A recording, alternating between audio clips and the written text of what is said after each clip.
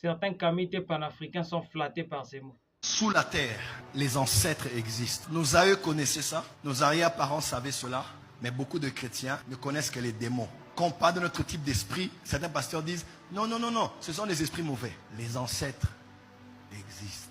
Ceux qui sont des spiritualités africaines savent, même d'ailleurs, même quand on veut bâtir, ériger un bâtiment, on sait ce qu'on va donner aux ouvriers, on sait ce qu'on va donner à l'État et on sait ce qu'on va donner aux ancêtres. On ne donne pas qu'à ceux qui sont sur la terre, on donne aussi à ceux qui sont sous la terre. Parce que les hommes croient que ce qu'on est sur la terre est toujours déterminé par les faveurs ou les défaveurs que nous avons de ceux qui sont sous la terre. Prouvé dans toutes les civilisations. Même chez nous les Africains, on sait que pour réussir ici, il faut que les ancêtres... Enfin, voilà pourquoi les représentants des ancêtres, c'est généralement le chef coutumier, c'est généralement le chef de terre, c'est généralement le sorcier du village, où on part chez lui pour dire « je vais commencer quelque chose, mais je ne peux rien réussir sur la terre si je ne suis pas connecté à ceux qui sont, dis avec moi, sous la terre ». Aujourd'hui, nous assistons à un véritable ajustement de langage de certains pasteurs. Conscients de la montée en puissance de la réappropriation de l'identité africaine, ils se voient obligés d'adopter un ton plus conciliant et tolérant.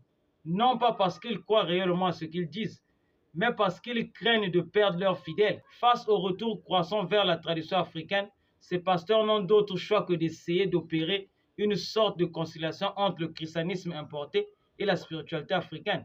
Voilà pourquoi dans leur prêche, ils évoquent aujourd'hui la question des ancêtres.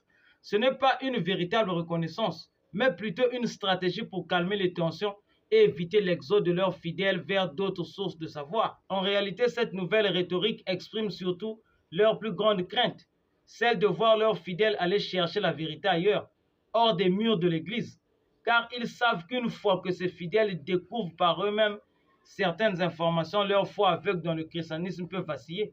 Pour éviter cela, les pasteurs préfèrent désormais anticiper, en donnant l'illusion d'ouvrir la porte au dialogue avec nos ancêtres. Mais il ne faut pas se tromper, ce n'est pas un acte de sincérité, c'est un acte de survie.